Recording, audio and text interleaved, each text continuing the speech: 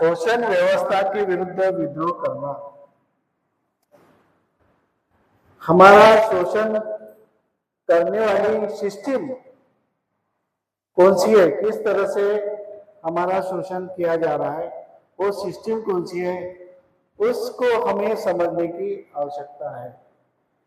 जैसे यहाँ पे भारत में शोषण करने की व्यवस्था बनाई है कि ये भारत में बनाई है, ये सब शोषण व्यवस्था के कारण है।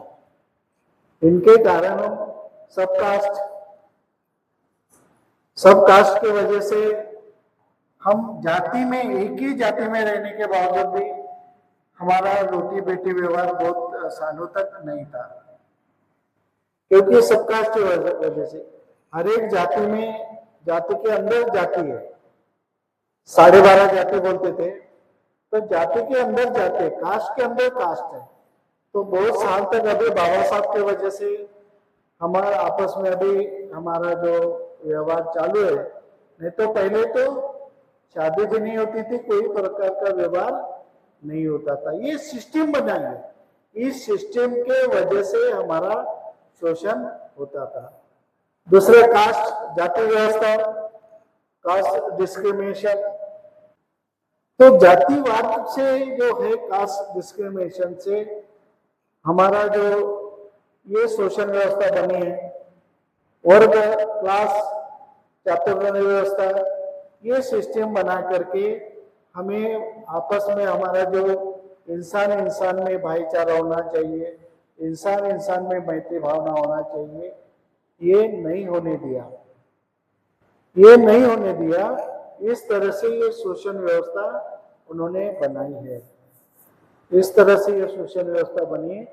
तो हमें ये शोषण व्यवस्था हमें समझने की आवश्यकता है, इसको समझने की आवश्यकता है कि शोषण व्यवस्था के विरुद्ध, ऐसी शोषण व्यवस्था है उसके विरुद्ध हमें विद्रोह करना चाहिए।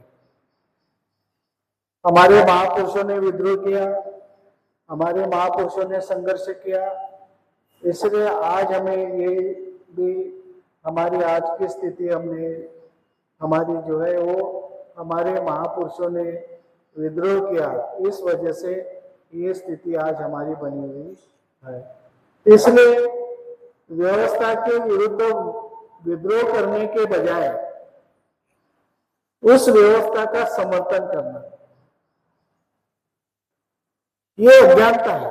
आज भी कुछ लोग हैं, इस तरह की व्यवस्था बनी है, इसका समर्थन कौन करते?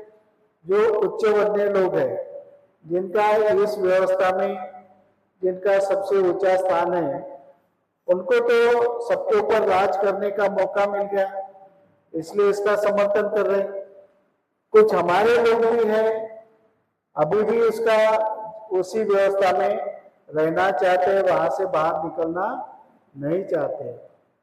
आज भी है वैसे लोग। बाबा साहब आम्बेडकर ने इस व्यवस्था से बाहर निकलने के लिए हमें बुद्ध धर्म की दीक्षा दी, बुद्ध धर्म अपनाने को कहा, जिसमें कोई प्रकार की जाति व्यवस्था, वर्ण व्यवस्था नहीं है। फिर भी लोगों ने धर्म तो स्वीकार किया, बुद्ध का धर्म तो स्वीकार किया, लेकिन अभी भी जाति व्यवस्था, वर्ण व्यवस्था बना के रखे हैं।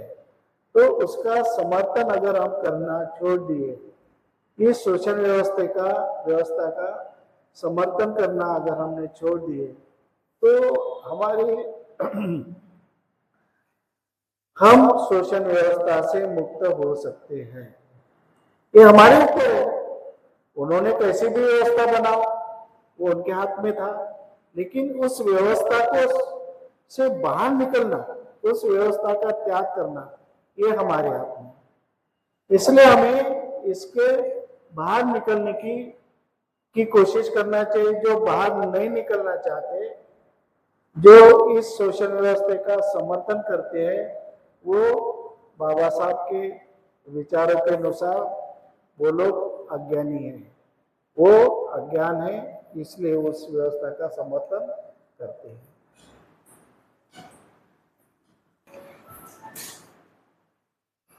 ये आखिरी का मुद्दा है। कि सत्य को सत्य नहीं मानना, असत्य को असत्य नहीं मानना, तो बहुत से लोगों को जो सत्य है, ट्रूथ है, सत्य को समझने के लिए, सच्चाई को समझने के लिए आदमी को बहुत ज्ञान लगता है। साधारण आदमी सत्य नहीं पहचान सकता। कितने लोगों को फंसाया जाता है प्लाट के बारे में, कोई सौदे के बारे में फंसाया जाता है कि उसको क्यों ठगता आदमी, आदमी को क्यों फंसाया जाता है कि वो सत्य नहीं समझता। अगर उसको सत्य समझ गया हो तो उसको कोई ठगा नहीं सकता, कोई फंसा नहीं सकता। लेकिन बड़े बड़े विद्वान लोग भी फंसते हैं, विद्वान लोगों को भी ठगाया जाता है, उनको लूटा जाता है, क्योंकि वो सत्य नहीं समझता और असत्य नहीं समझता। इसलिए जो आदमी सत्य को सत्य समझता है वो आदमी ज्ञानी है। जो आदमी असत्य को असत्य है करके समझता है, यानी रियलिटी, जो चीज जैसी है वैसी समझना, उसको बोलते हैं रियलिटी। हमें सब चीज धम्म सीखना है, सब चीज सीखना है। क्यों सीखना है?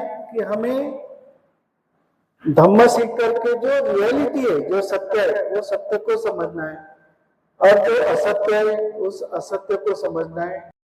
कि जो रियलिटी है, जो सत्य है, उसको सत्य समझो, और जो असत्य है उसको असत्य ही समझो।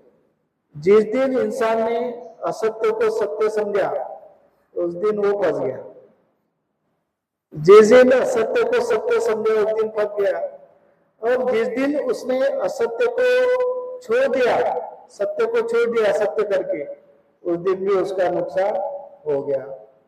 इसलिए हमें ये आवश्यकता है कि सत्य को सत्य समझो और असत्य को असत्य समझो। अगर ये बात नहीं समझ पाता कोई तो उसको बुद्ध धर्म में अज्ञानी कहा जाता है। अज्ञानी किसको कहना? कि जो सत्य को सत्य नहीं समझता और असत्य को असत्य नहीं समझता, वो अज्ञानी। ऐसे बहुत से लोग हैं, हम पढ़े लिखे लोग बहुत ज्ञानी होते हैं ऐसे समझते जनरली, लेकिन वैसा नहीं है। उनको भी बहुत से चीज उनको सत्य नहीं समझता। बहुत से चीजों को वो कभी कभी असत्य को असत्य समझते, इसलिए हमारे समाज में नुकसान होता है। तो आज का जो अंतिम विषय है कि सत्य को सत्य नहीं समझना, असत्य को असत्य नहीं समझना, वो अविद्या है। और सत्य को सत्य नहीं मानना वो भी अविद्या है, असत्य को असत्य मानना वो भी अविद्या है। इस अविद्या को हमें दूर करना है, क्योंकि अज्ञानता की वजह से बहुत नुकसान हो गया। अंत में हमने लिखे कि इस मापदंड के आधार पर आपको अज्ञानता को समझने में सहायता हो सकती है। इस अक्सर धर्मांधता द्वारा मनुष्य को मानसिक और शारीरिक भी गुलाम बनाया जाता है। उसे अज्ञानता की वजह से शोषण प्रक्रिया का हिस्सा बनाया जाता है। अज्ञानता को हमें दूर करना बहुत आवश्यक है, जरूरी है। तो हम क्लास में ये निर्णय लेते हैं कि हमें अज्ञानता को दूर करना है कोई भी हालत में। इतने सारे अज्ञानता के आज विषय हो गए, आप सब समझ गए ऐसा मैं आशा रखता हूँ। और आज का जो वर्ग है यहाँ पर मैं समाप्त करता हूँ। सेशनमध्ये आपल्याला भंतेजींनी जो टॉपिक दिलेला होता की अविद्या के मापदंड, म्हणजे इग्नोरन्स, म्हणजे अज्ञानामुळे आपल्याला काय काय समस्या निर्माण होतात आणि त्याच्यावरती काय उपाय आहेत, तर याबद्दल सरांनी आपल्याला सांगितलं। तर सगळ्यात आधी आपल्याकडे ज्या म्हणजे जेही आपल्याकडे कारणं कुठलीही घटना घडण्याकरिता आणि त्या कारणाचा शोध घेतल्याशिवाय आपल्याला सत्य परिस्थिती लक्षात येत नाही. म्हणून त्याच्याकरता वास्तविकता काय आहे ते जाणून घेतल्याशिवाय आपल्याला कुठल्याही कारणाचा, जी आपली काही जीवनामध्ये समस्या असते, आपल्या जीवनामध्ये 3 प्रकारे समस्या निर्माण होतात. एक म्हणजे वैयक्तिक समस्या, दुसरी म्हणजे सामाजिक समस्या आणि तिसरी म्हणजे नैसर्गिक समस्या. त्या 3 कारणास्तव आपल्या जीवनामध्ये समस्या निर्माण होतात.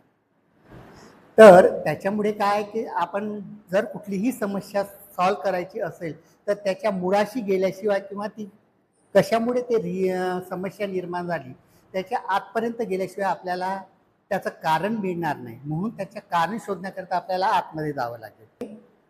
समस्या मुक्ती के मार्ग को न समजना, जी काही समस्या आपल्याला येते त्या समस्येची मुक्ती कशी होईल, जोपर्यंत त्या मार्गावरती आपण जाणार नाही तोपर्यंत आपल्याला तिथनं बाहेर निघता येणार नाही.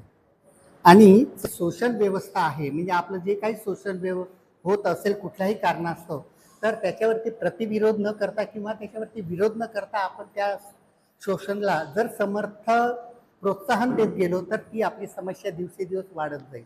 म्हणून त्याच्यावरती आपल्याला मार्ग शोधणे फार गरजेचं आहे. तर सर्वांना नमो बुद्धाय, जय भीम. आदरणीय पूज्य भदंत धम्मसारथी या सेमिनरीचे संचालक आणि मार्गदर्शक आहेत. आपण त्यांच्या मार्गदर्शनामध्ये प्रत्येक शनिवारला वेगवेगळ्या विषयावर चिंतन मनन करत असतो आणि ते चिंतन मनन मुख्यतः डॉक्टर बाबासाहेब आंबेडकरांनी जो आपल्याला द बुद्ध आणि धम्मा हा ग्रंथ दिलेला आहे, हा पूर्ण भारतीय जनतेला तो समर्पित केलेला आहे. परंतु या काळाच्या ओघामध्ये ह्या ग्रंथाचं विश्लेषण ज्या पद्धतीनं आतापर्यंत व्हायला पाहिजे होतं ते मुख्यतः दिसत नाही किंवा दिसलेलं नाही आहे. मी पण अनेक ठिकाणी अनेकदा तो ग्रंथ वाचत आहे आणि शिकत आहे. कितीही जरीदा तो ग्रंथ वाचला तरी पण नवं काहीतरी त्या ग्रंथामध्ये मिळत असते. हे एक विशेषता आहे. ग्रंथ बंद केला आणि चालू केला, ग्रंथ बंद केला आणि पुन्हा उघडला, तर त्याचं एकही पान असं नाही आहे की ते पान असं बौद्धिक ज्ञान देणारं नाही आहे. म्हणजे असं प्रत्येक प्रकरण आणि प्रत्येक पान काहीतरी शिकण्यासारखं आहे असं प्रामुख्याने मिळते.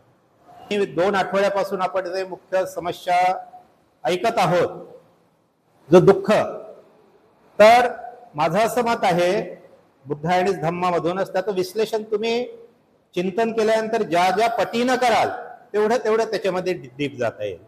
आज आपण धम्माच्या वेळेस बुद्धाच्या वेळेसचे प्रश्न त्यांनी मांडले, बाबासाहेबांचं त्यांनी त्या वेळेच्या प्रश्नाचं उकलन केलं. म्हणजे बुद्धाच्या वेळेचे प्रश्न, बाबासाहेबांच्या वेळेचे प्रश्न आणि बाबासाहेबांनंतर आजची परिस्थिती जी निर्माण झाली, आजचे प्रश्न, त्या तीनही सिच्युएशनचं जर ऐकले तर प्रश्न दुःख तेच आहे, मानवी दुःख आहेत, प्रश्न बदलत गेलेले आहेत. काही प्रश्न तेच आहे, म्हणजे बुद्धांना मांडलेले प्रश्न अजूनही तेच आहे. कारण बुद्धाला तेव्हा दुःख दिसलं किंवा नाही माहित नाही, परंतु समाजामध्ये कलह आहे हे बुद्धांनी साक्षरतेनं मांडलेलं आहे. कारण बुद्धत्व प्राप्तीच्या पूर्वी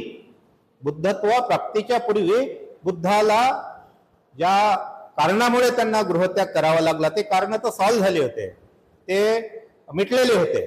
परंतु ते कारण मिटल्यानंतरही बुद्धांना, सिद्धार्थांना असं वाटलं होतं का समाजामध्ये कलह आहे आणि तो कलह मिटवण्यासाठी, तो कलह कशामुळे आहे?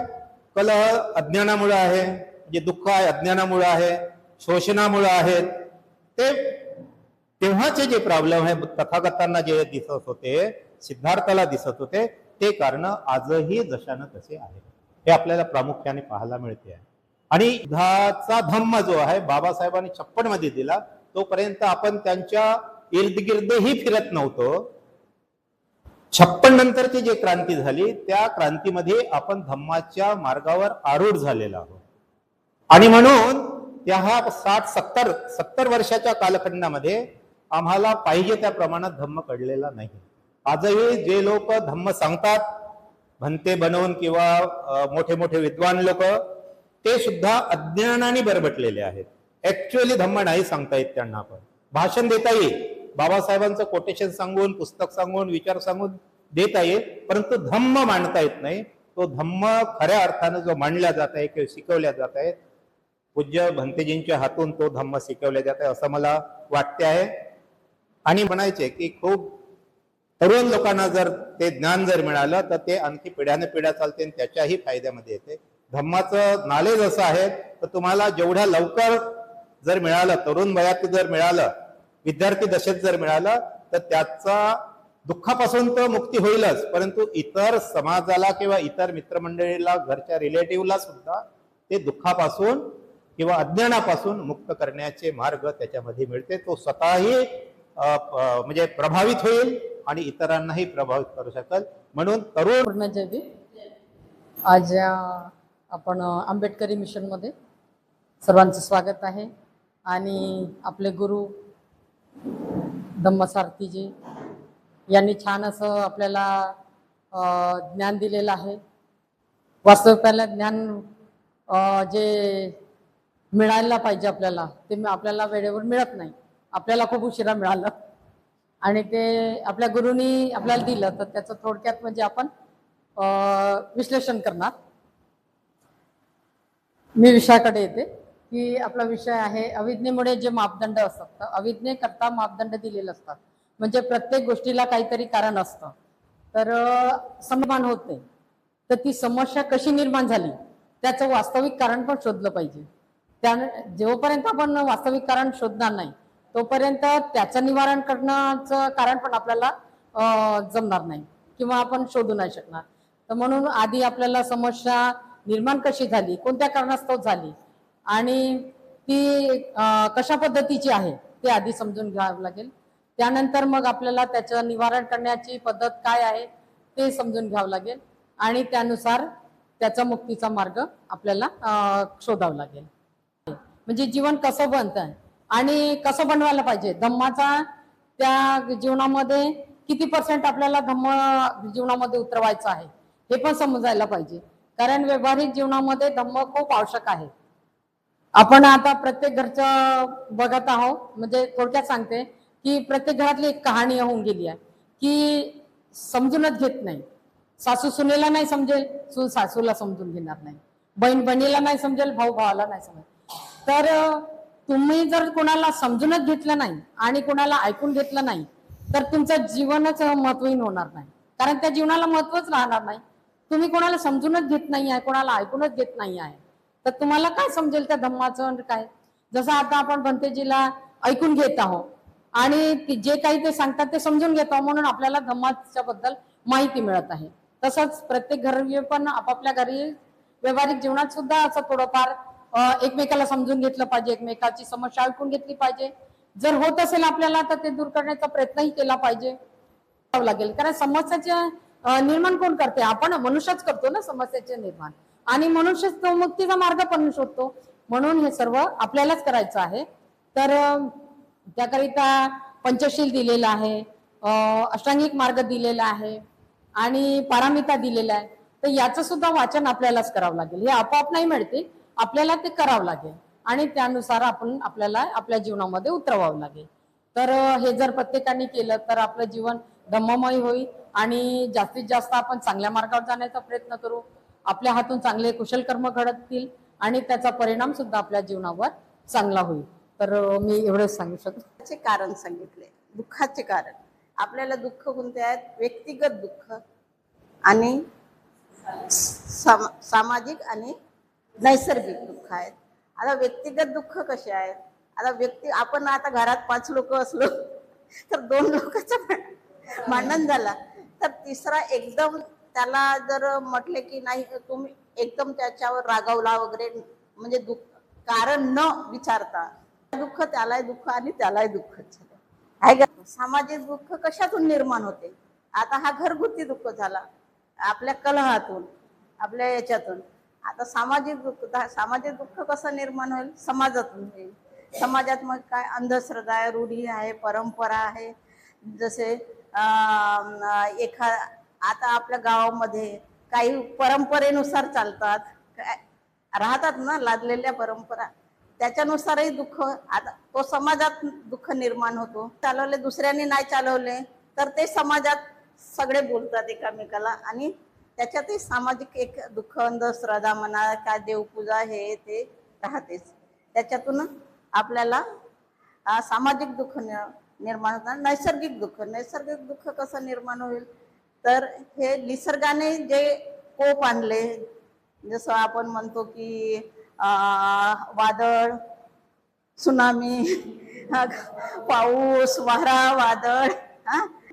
आता घरगुती दुःखातून आपण मूळ कारण शोधायला पाहिजे होतं, आपण ते नाही शोधलो. पण काय आहे, तर आपण ज्ञानी कसे आहोत की आपण मूळ कारण न शोधता आपण वास्तविक मूळ कारण शोधत नाही. त्याच्यामुळे आपण कलह निर्माण करतो आणि दुःखी होतो.